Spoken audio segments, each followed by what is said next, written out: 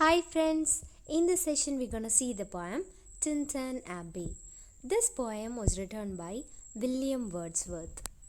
The full title of this poem is Lines Composed a Few Miles Above Tintern Abbey on Revisiting the Banks of the Wye during a Tour, July 13, 1798.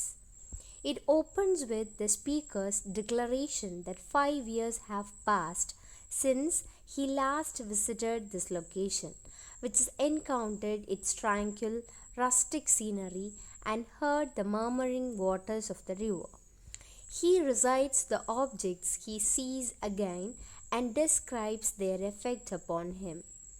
The steep and lofty cliffs impress upon him thoughts of more deep seclusion. He leans against the dark sycamore tree and looks at the cottage grounds and the orchard trees whose fruit is still unripe. He sees the wreaths of smoke rising up from cottage chimneys between the trees and imagines that they might rise from vagrant dwellers in the houseless woods or from the cave of a hermit in the deep forest, which means there will be people those who are homeless. So he thinks that they might be there inside that forest. The speaker then describes how his memory of these beauteous forms has worked upon him in his absence from them. When he was alone or in crowded towns and cities, they provided him with sensation sweets which is felt in the blood and felt along the heart. The memory of the woods and cottages offered tranquil restoration to his mind. He feels so quiet and silent in that particular atmosphere. And it even affected him when he was not aware of the memory, influencing his deeds of kindness and love. Those atmosphere is motivating him to be kind towards others and to love others. He further credits the memory of the scene with offering him access to that mental and spiritual state in which the burden of the world is lightened, in which he becomes a living soul with a view into the life of things. The speaker then says that his belief that the memory of the woods has affected him so strongly may be vain. But if it is he has still turned to the memory often in times of fretful stir, even in the present moment, the memory of his past experiences in these surroundings floats over his present view of them, and he feels bittersweet joy in reviving them. So once upon a time he has visited the places which is around the banks of river Wye. So now he was recollecting all those tranquil memories which he has encountered once he visited there. He thinks happily too that his present experience will provide many happy memories for future years. The speaker acknowledges that he is different now from how he was in those long ago times. When as a boy he bounded over the mountains and through the streams.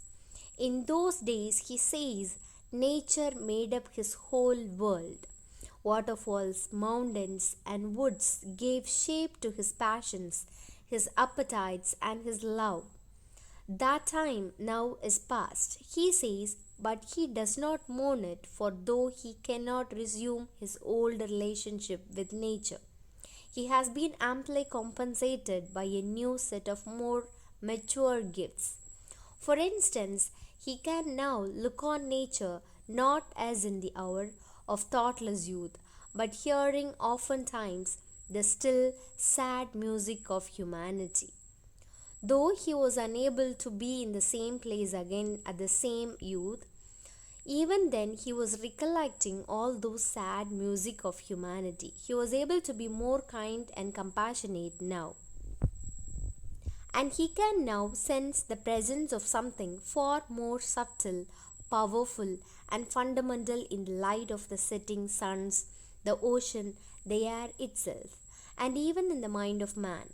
This energy seems to him a motion and a spirit that impels all thinking thoughts, and rolls through all things.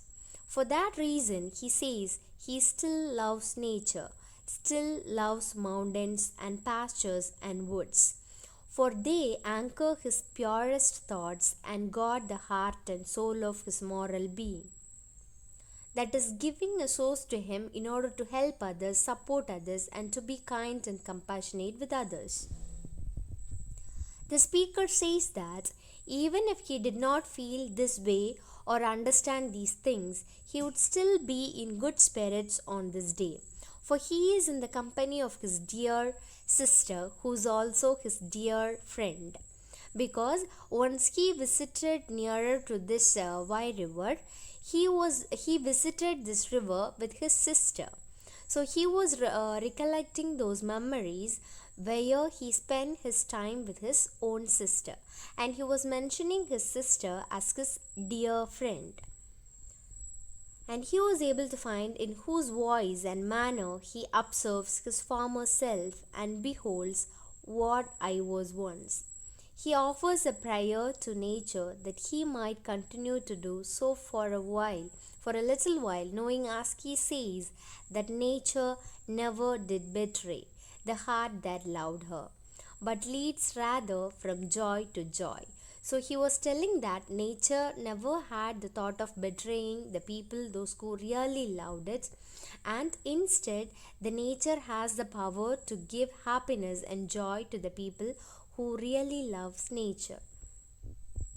Nature's power over the mind that seeks her out is such that it renders that mind impervious to evil tongues, rash judgments, and the sneers of selfish men, instilling instead a cheerful faith that the world is full of blessings. So it is giving a positive energy to all the human beings to be cheerful with a cheerful heart. The speaker then encourages the moon to shine upon his sister and the wind to blow against her, and he says to her that in later years, when she is sad or fearful, the memory of this experience will help to heal her. Which means that he loves his sister so much. That's why he was telling that the nature has the power to heal all the sadness. So he was suggesting to his sister, even when she was sad, even at least in future, in case if she was sad, she could be getting healed by this nature, by recollecting the things which they have spent in this beautiful atmosphere with nature.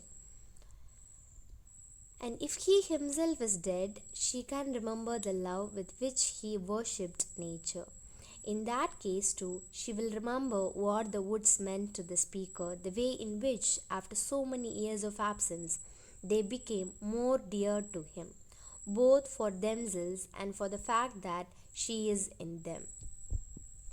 So directly or indirectly, she was showing his love towards his sister, because finally he ended up with a sad note where, at least in future, in case if his sister felt sad, she could revise, she could recollect all these things, and she could get healing from the nature.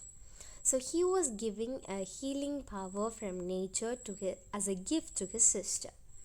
And that is what actually given in this poem. It is all about William Wordsworth, who spent his time with his sister along the riverside of Wye. So this poem, Tintern Abbey, is composed in blank verse, which is a name used to describe unrhymed lines in iambic pentameter. Its style is therefore very fluid and natural. I hope you could have understood this poem. Stay tuned with Learning Station for further videos. Thank you.